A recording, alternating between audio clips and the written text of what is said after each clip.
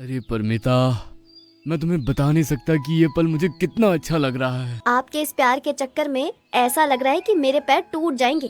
तभी परमिता की नजर उनसे दूर एक चंपा के पेड़ पर पड़ी। अरे परमिता, तुम यहाँ क्या कर रही हो? तभी परमिता को एक आवाज सुनाई दी। परमिता, परमिता, मुझे पता है कि तुम्हें ये फूल बहुत प्यारा है और तुम में मेरी प्रिया है। आओ प्रिया, मेरे पास आओ, मेरे पास आओ। नहीं, कौन है? कौन है? एक बार की बात है, एक किसान अपने भोले से बैल के साथ खेत जा रहा था। रास्ते में बैल अचानक रुक गया। सामने एक प्लास्टिक का थैला उड़ रहा था। किसान बोला, चल भोलू, डर मत। लेकिन भोलू वहीं जम गया। किसान मुस्कुराया, धीरे से जाकर थैले को हटाया और बोला, देख, कुछ नहीं है इसमें, चल अब। भोलू ने किसान को देखा और धीरे धीरे चल पड़ा।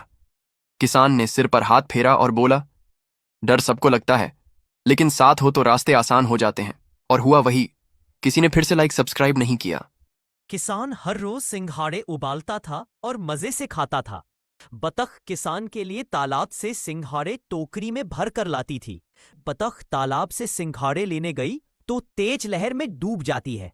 जब बतख शाम तक घर नहीं आती तो किसान बतख को ढूंढने लगता है, लेकिन किसान को कहीं भी बतख नहीं मिलती है। वह रोने लगता है।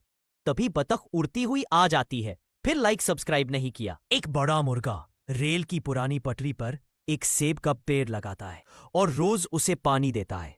पेड़ धीरे धीरे बड़ा होने लगता है और उस पेड़ पर लाल लाल सेब लग जाते हैं। लेकिन एक दिन उसी पटरी पर एक तेज ट्रेन आ जाती है। मुर्गा ट्रेन को रोकने की बहुत कोशिश करता है, लेकिन ट्रेन पेड़ से टकरा जाती है।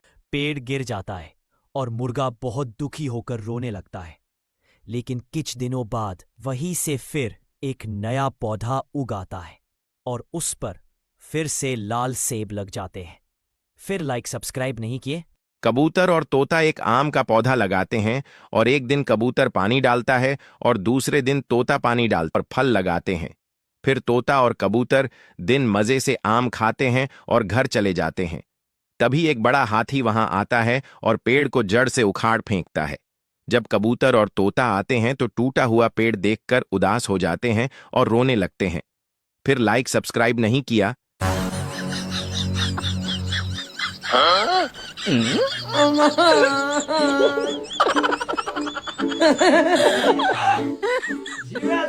किसान दूध पी पीकर बहुत मोटा हो जाता है। किसान की भूख बढ़ती ही जाती है तो वह अपनी मुर्गी का चिकन बनाकर खा जाता है। फिर भी किसान भूखा रहता है तो कबूतर को पिज्जा लाने को कहता है। कबूतर डर के मारे पिज्जा का ट्रक ले आता है। अब किसान बहुत पिज्जा खाता है और पेट खराब हो जाता है। फिर कबूतर संतरा का जूस लाकर किसान को दे देता है। किसान जूस पीकर ठीक हो जाता है और कबूतर रोने लगता है। फिर लाइक सब्सक्राइब नहीं किया। जंगल में सूखा पड़ जाता है। बंदर और कबूतर एक पेड़ पर रहते थे। कबूतर प्यास और भूख से बेहोश हो जाता है। बंदर कबूतर को बचाने की सोचता है। बंदर लकड़ी से एक बड़ा झूला बनाता है और आसमान की ओर झूलने लगता है, जैसे बादलों को बुला रहा हो। दिन भर झूला झूलता है और थक जाता है। अचानक तेज बारिश शुरू हो जाती है। जमीन पानी से भर जाती है। सभी जानवर पानी पीते हैं और कबूतर पानी पीकर ठीक हो जाता है। लेकिन बंदर रोने लगता है। फिर किसी ने लाइक सब्सक्राइब नहीं किया।